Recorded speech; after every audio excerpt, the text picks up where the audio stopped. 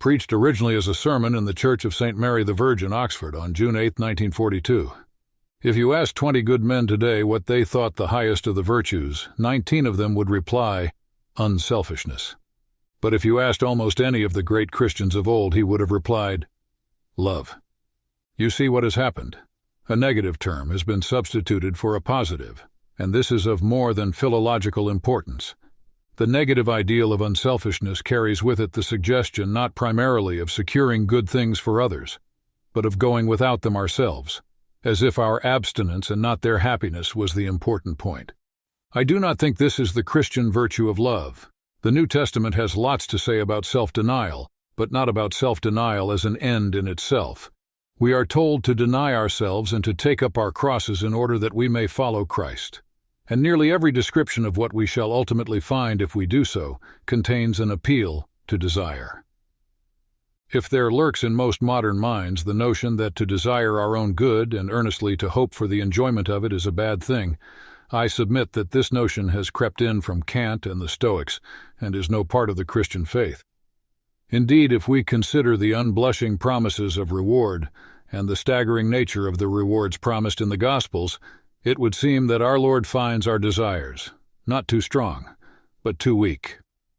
We are half-hearted creatures, fooling about with drink and sex and ambition when infinite joy is offered us, like an ignorant child who wants to go on making mud pies in a slum because he cannot imagine what is meant by the offer of a holiday at the sea. We are far too easily pleased. We must not be troubled by unbelievers when they say that this promise of reward makes the Christian life a mercenary affair. There are different kinds of rewards. There is the reward which has no natural connection with the things you do to earn it, and is quite foreign to the desires that ought to accompany those things. Money is not the natural reward of love. That is why we call a man mercenary, if he marries a woman for the sake of her money. But marriage is the proper reward for a real lover, and he is not mercenary for desiring it. A general who fights well in order to get a peerage is mercenary. A general who fights for victory is not, victory being the proper reward of battle, as marriage is the proper reward of love. The proper rewards are not simply tacked on to the activity for which they are given, but are the activity itself in consummation. There is also a third case, which is more complicated. An enjoyment of Greek poetry is certainly a proper, and not a mercenary, reward for learning Greek. But only those who have reached the stage of enjoying Greek poetry can tell from their own experience that this is so. The schoolboy beginning Greek grammar cannot look forward to his adult enjoyment of Sophocles as a lover looks forward to marriage or a general to victory. He has to begin by working for marks, or to escape punishment, or to please his parents, or at best in the hope of a future good, which he cannot at present imagine or desire. His position, therefore, bears a certain resemblance to that of the mercenary. The reward he is going to get will, in actual fact, be a natural or proper reward, but he will not know that till he has got it.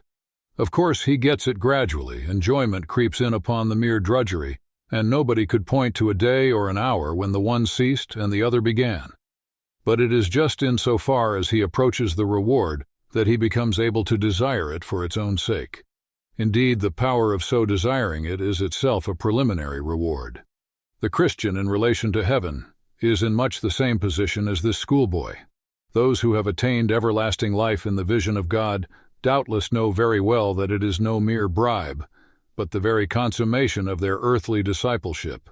But we who have not yet attained it cannot know this in the same way, and cannot even begin to know it at all except by continuing to obey and finding the first reward of our obedience in our increasing power, to desire the ultimate reward.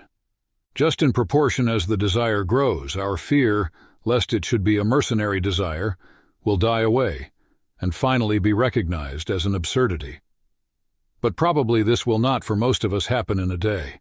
Poetry replaces grammar, gospel replaces law, longing transforms obedience as gradually as the tide lifts a grounded ship. But there is one other important similarity between the schoolboy and ourselves. If he is an imaginative boy, he will, quite probably, be reveling in the English poets and romancers suitable to his age, sometime before he begins to suspect that Greek grammar is going to lead him to more and more enjoyments of this same sort. He may even be neglecting his Greek to read Shelley and Swinburne in secret, In other words, the desire which Greek is really going to gratify already exists in him, and is attached to objects which seem to him quite unconnected with Xenophon and the verbs in me. Now, if we are made for heaven, the desire for our proper place will be already in us, but not yet attached to the true object, and will even appear as the rival of that object. And this, I think, is just what we find. No doubt there is one point in which my analogy of the schoolboy breaks down. The English poetry which he reads when he ought to be doing Greek exercises may be just as good as the Greek poetry to which the exercises are leading him, so that in fixing on Milton instead of journeying on to Aeschylus, his desire is not embracing a false object. But our case is very different. If a trans-temporal, transfinite good is our real destiny, then any other good on which our desire fixes must be in some degree fallacious, must bear at best only a symbolical relation to what will truly satisfy. In speaking of this desire for our own far-off country, which we find in ourselves even now, I feel a certain shyness. I am almost committing an indecency. I am trying to rip open the inconsolable secret in each one of you, the secret which hurts so much that you take your revenge on it by calling it names like nostalgia and romanticism and adolescence.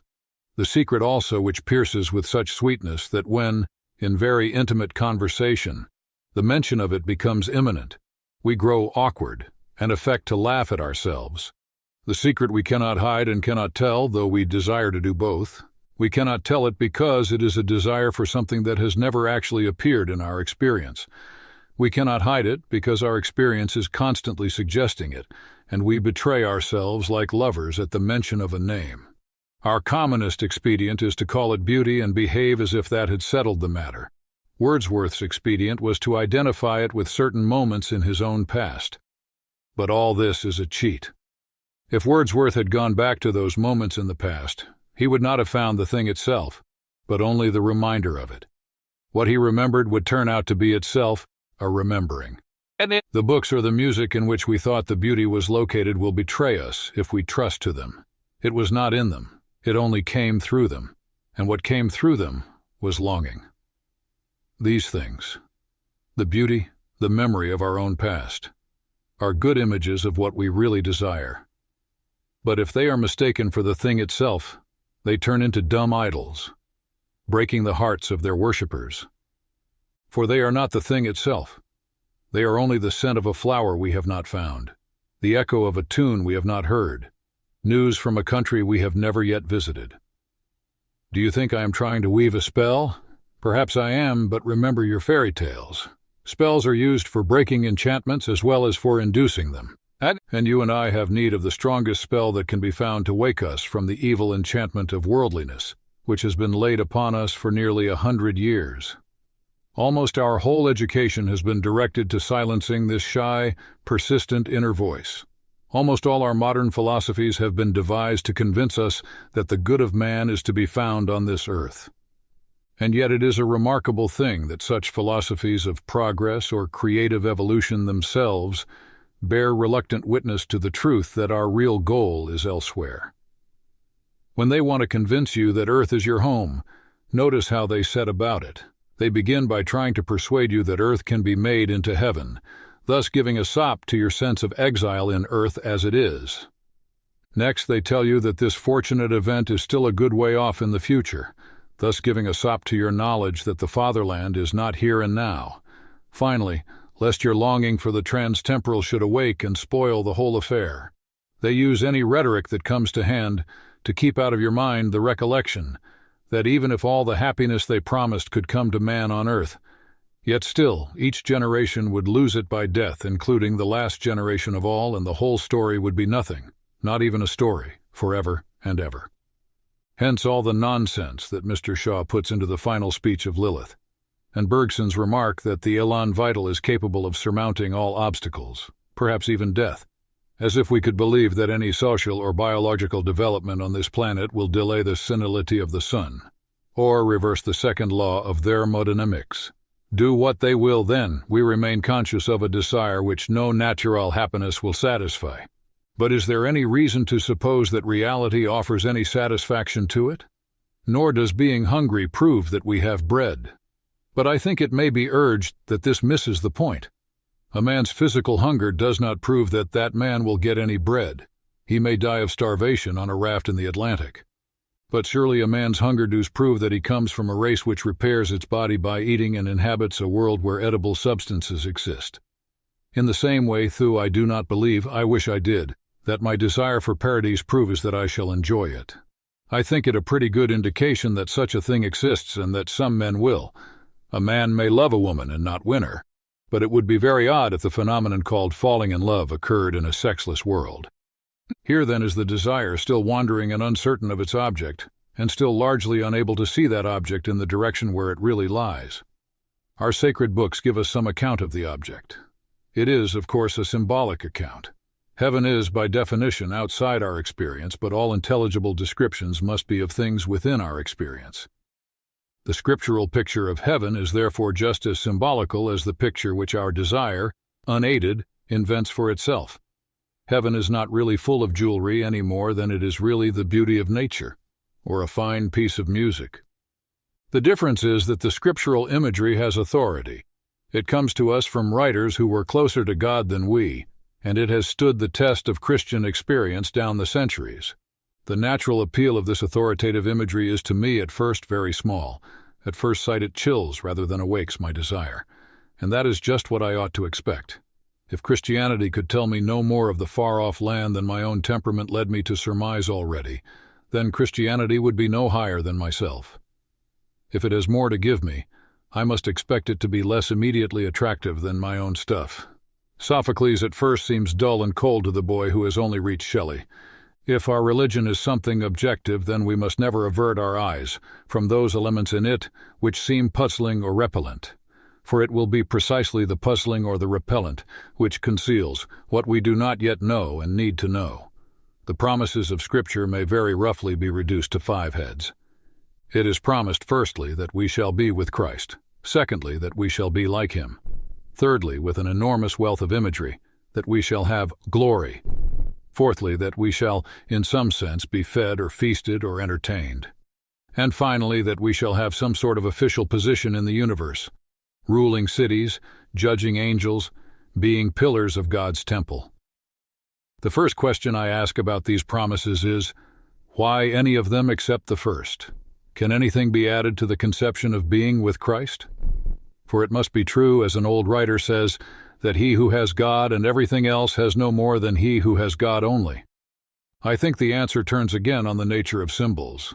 For though it may escape our notice at first glance, yet it is true that any conception of being with Christ, which most of us can now form, will be not very much less symbolical than the other promises. For it will smuggle in ideas of proximity in space and loving conversation as we now understand conversation, and it will probably concentrate on the humanity of Christ to the exclusion of his deity. And in fact, we find that those Christians who attend solely to this first promise always do fill it up with very earthly imagery indeed.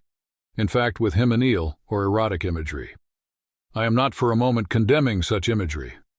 I heartily wish I could enter into it more deeply than I do, and pray that I yet shall. But my point is that this also is only a symbol, like the reality in some respects, but unlike it in others, and therefore needs correction from the different symbols in the other promises. The variation of the promises does not mean that anything other than God will be our ultimate bliss, but because God is more than a person, and lest we should imagine the joy of his presence too exclusively in terms of our present poor experience of personal love, with all its narrowness and strain and monotony, a dozen changing images, correcting and relieving each other, are supplied. I turn next to the idea of glory. There is no getting away from the fact that this idea is very prominent in the New Testament and in early Christian writings. Salvation is constantly associated with palms, crowns, white robes, thrones, and splendor like the sun and stars. All this makes no immediate appeal to me at all, and in that respect I fancy I am a typical modern. Glory suggests 2 ideas to me, of which one seems wicked and the other ridiculous. Either glory means to me fame or it means luminosity. As for the first, since to be famous means to be better known than other people, the desire for fame appears to me as a competitive passion and therefore of hell, rather than heaven. As for the second, who wishes to become a kind of living electric light bulb? When I began to look into this matter, I was shocked to find such different Christians as Milton, Johnson, and Thomas Aquinas, taking heavenly glory quite frankly in the sense of fame or good report, but not fame conferred by our fellow creatures, fame with God, approval, or, I might say, appreciation by God. And then when I had thought it over, I saw that this view was scriptural. Nothing can eliminate from the parable the divine accolade, "Well done, thou good and faithful servant." With that, a good deal of what I had been thinking all my life fell down like a house of cards. I suddenly remembered that no one can enter heaven except as a child. And nothing is so obvious in a child, not in a conceited child, but in a good child, as its great and undisguised pleasure in being praised. Not only in a child either, but even in a dog or a horse. Apparently what I had mistaken for humility had, all these years, prevented me from understanding what is in fact the humblest, the most childlike, the most creaturely of pleasures. Nay, the specific pleasure of the inferior, the pleasure a beast before men, a child before its father, a pupil before his teacher, a creature before its creator. I am not forgetting how horribly this most innocent desire is parodied in our human ambitions, or how very quickly, in my own experience, the lawful pleasure of praise from those whom it was my duty to please turns into the deadly poison of self-admiration. But I thought I could detect a moment, a very, very short moment before this happened, during which the satisfaction of having pleased those whom I rightly loved and rightly feared was pure. And that is enough to raise our thoughts to what may happen when the redeemed soul, beyond all hope and nearly beyond belief, learns at last that she has pleased him whom she was created to please. There will be no room for vanity then. She will be free from the miserable illusion that it is her doing. With no taint of what we should now call self-approval, she will most innocently rejoice in the thing that God has made her to be, and the moment which heals her old inferiority complex forever will also drown her pride deeper than Prospero's book. Perfect humility dispenses with modesty. If God is satisfied with the work may be satisfied with itself. It is not for her to bandy compliments with her sovereign. I can imagine someone saying that he dislikes my idea of heaven as a place where we are patted on the back. But proud misunderstanding is behind that dislike. In the end, that face, which is the delight or the terror of the universe, must be turned upon each of us either with one expression or with the other, either conferring glory inexpressible or inflicting shame that can never be cured or disguised. I read in a periodical the other day that the fundamental thing is how we think of God. By God himself it is not. How God thinks of us is not only more important, but infinitely more important. Indeed, how we think of him is of no importance except insofar as it is related to how he thinks of us. It is written that we shall stand before him, shall appear, shall be inspected. The promise of glory is the promise, almost incredible and only possible by the work of Christ, that some of us, that any of us who really chooses, shall actually survive that examination, shall find approval, shall please God, to be a real ingredient in the divine happiness, to be loved by God, not merely pitied, but delighted in, as an artist delights in his work or a father in a son. It seems impossible, a weight or burden of glory which our thoughts can hardly sustain. But so it is. And now notice what is happening. If I had rejected the authoritative and scriptural image of glory and stuck obstinately to the vague desire which was at the outset my only pointer to heaven, I could have seen no connection at all between that desire and the Christian promise. But now, having followed up what seemed puzzling and repellent in the sacred books, I find, to my great surprise, looking back, that the connection is perfectly clear. Glory, as Christianity teaches me to hope for it, turns out to satisfy my original desire, and indeed to reveal an element in that desire which I had not noticed. By ceasing for a moment to consider my own wants, I have begun to learn better what I really wanted. When I attempted, a few minutes ago, to describe our spiritual longings, I was omitting one of their most curious characteristics. We usually notice it just as the moment of vision dies away, as the music ends, or as the landscape loses the celestial light. What we feel then has been well described by Keats as the journey homeward to habitual self. You know what I mean. For a few minutes we have had the illusion of belonging to that world. Now we wake to find that it is no such thing. We have been mere spectators. Beauty has smiled, but not to welcome us. Her face was turned in our direction, but not to see us. We have not been accepted, welcomed, or taken into the dance. We may go when we please, we may stay if we can. Nobody marks us. A scientist may reply that since most of the things we call beautiful are inanimate, it is not very surprising that they take no notice of us. That, of course, is true. It is not the physical objects that I am speaking of, but that indescribable something of which they become for a moment the messengers. And part of the bitterness which mixes with the sweetness of that message is due to the fact that it so seldom seems to be a message intended for us, but rather something we have overheard. By bitterness I mean pain, not resentment. We should hardly dare to ask that any notice be taken of ourselves, but we pine. The sense that in this universe we are treated as strangers, the longing to be acknowledged, to meet with some response, to bridge some chasm that yawns between us and reality, is part of our inconsolable secret.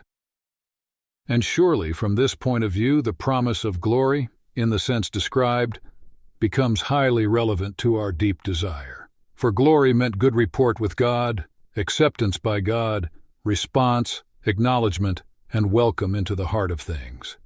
The door on which we have been knocking all our lives will open at last. Perhaps it seems rather crude to describe glory as the fact of being noticed by God. But this is almost the language of the New Testament. St. Paul promises to those who love God not, as we should expect, that they will know him, but that they will be known by him, a Corinthians 3. It is a strange promise. Does not God know all things at all times? But it is dreadfully re-echoed in another passage of the New Testament. There we are warned that it may happen to any one of us to appear at last before the face of God and hear only the appalling words, "I never knew you. Depart from me." In some sense, as dark to the intellect as it is unendurable to the feelings, we can be both banished from the presence of him who is present everywhere and erased from the knowledge of him who knows all. We can be left utterly and absolutely outside, repelled, exiled, estranged, finally and unspeakably ignored. On the other hand, we can be called in, welcomed, received, acknowledged. We walk every day on the razor edge between these two incredible possibilities. Apparently, then, our lifelong nostalgia, our longing to be reunited with something in the universe from which we now feel cut off, to be on the inside of some door which we have always seen from the outside, is no mere neurotic fancy, but the truest index of our real situation. And to be at last summoned inside would be both glory and honor beyond all our merits, and also the healing of that old ache. And this brings me to the other sense of glory, glory as brightness, splendor, luminosity. We are to shine as the sun. We are to be given the morning star. I think I begin to see what it means. In one way, of course, God has given us the morning star already. You can go and enjoy the gift on many fine mornings if you get up early enough. What more, you may ask, do we want? Ah, but we want so much more, something the books on aesthetics take little notice of. But the poets and the mythologies know all about it. We do not want merely to see beauty, though, God knows. Even that is bounty enough. We want something else which can hardly be put into words. To be united with the beauty we see, to pass into it, to receive it into ourselves, to bathe in it, to become part of it. That is why we have peopled air and earth and water with gods and goddesses and nymphs and elves. That though we cannot, yet these projections can, enjoy in themselves that beauty, grace, and power of which nature is the image. That is why the poets tell us such lovely falsehoods. They talk as if the west wind could really sweep into a human soul, but it can't. They tell us that beauty born of murmuring sound will pass into a human face, but it won't, or not yet. For if we take the imagery of Scripture seriously, if we believe that God will one day give us the morning star and cause us to put on the splendor of the sun, then we may surmise that both the ancient myths and the modern poetry, so false as history, may be very near the truth as prophecy. At present we are on the outside of the world, the wrong side of the door. We discern the freshness and purity of morning, but they do not make us fresh and pure. We cannot mingle with the splendors we see. But all the leaves of the New Testament are rustling with the rumor that it will not always be so. Someday, God willing, we shall get in. When human souls have become as perfect in voluntary obedience as the inanimate creation is in its lifeless obedience, then they will put on its glory. or rather that greater glory, of which nature is only the first sketch. For you must not think that I am putting forward any heathen fancy of being absorbed into nature. Nature is mortal, we shall outlive her. When all the suns and nebulae have passed away, each one of you will still be alive. Nature is only the image, the symbol. But it is the symbol Scripture invites me to use. We are summoned to pass in through nature beyond her into that splendor which she fitfully reflects. And in beyond nature, we shall eat of the tree of life. At present, if we are reborn in Christ, the Spirit in us lives directly on God. But the mind, and still more the body, receives life from Him at 1,000 removes, through our ancestors, through our food, through the elements. The faint, far-off results of those energies which God's creative rapture implanted in matter when He made the worlds are what we now call physical pleasures, and even thus filtered, they are too much for our present management. What would it be to taste at the fountainhead that stream of which even these lower reaches prove so intoxicating? Yet that, I believe, is what lies before us. The whole man is to drink joy from the fountain of joy. As St. Augustine said, the rapture of the saved soul will flow over into the glorified body. In the light of our present specialized and depraved appetites, we cannot imagine this torrens voluptatis, and I warn everyone seriously not to try. But it must be mentioned, to drive out thoughts even more misleading, thoughts that what is saved is a mere ghost, or that the risen body lives in numb insensibility. The body was made for the Lord, and these dismal fancies are wide of the mark. Meanwhile, the cross comes before the crown, and tomorrow is a Monday morning. A cleft has opened in the pitiless walls of the world, and we are invited to follow our great captain inside. The following him is, of course, the essential point. That being so, it may be asked what practical use there is in the speculations which I have been indulging. I can think of at least one such use. It may be possible for each to think too much of his own potential glory hereafter. It is hardly possible for him to think too often or too deeply about that of his neighbor. The load or weight or burden of my neighbor's glory should be laid daily on my back, a load so heavy that only humility can carry it, and the backs of the proud will be broken. It is a serious thing to live in a society of possible gods and goddesses, to remember that the dullest and most uninteresting person you talk to may one day be a creature which, if you saw it now, you would be strongly tempted to worship, or else a horror and a corruption such as you now meet, if at all, only in a nightmare. All day long we are in some degree helping each other to one or other of these destinations. It is in the light of these overwhelming possibilities, it is with the awe and the circumspection proper to them, that we should conduct all our dealings with one another, all friendships, all loves, all play, all politics. There are no ordinary people. You have never talked to a mere mortal. Nations, cultures, arts, civilization, these are mortal, and their life is to ours as the life of a gnat. But it is immortals whom we joke with, work with, marry, snub, and exploit. Immortal horrors or everlasting splendors. This does not mean that we are to be perpetually solemn. We must play, but our merriment must be of that kind, and it is in fact the merriest kind, which exists between people who have, from the outset, taken each other seriously. No flippancy, no superiority, no presumption. And our charity must be a real and costly love, with deep feeling for the sins in spite of which we love the sinner. No mere tolerance or indulgence which parodies love as flippancy parodies merriment. Next to the Blessed Sacrament itself, your neighbor is the holiest object presented to your senses. If he is your Christian neighbor, he is holy in almost the same way, for in him also Christ vere latitat. The glorifier and the glorified glory himself is truly hidden, is truly hidden, is truly hidden, is truly hidden.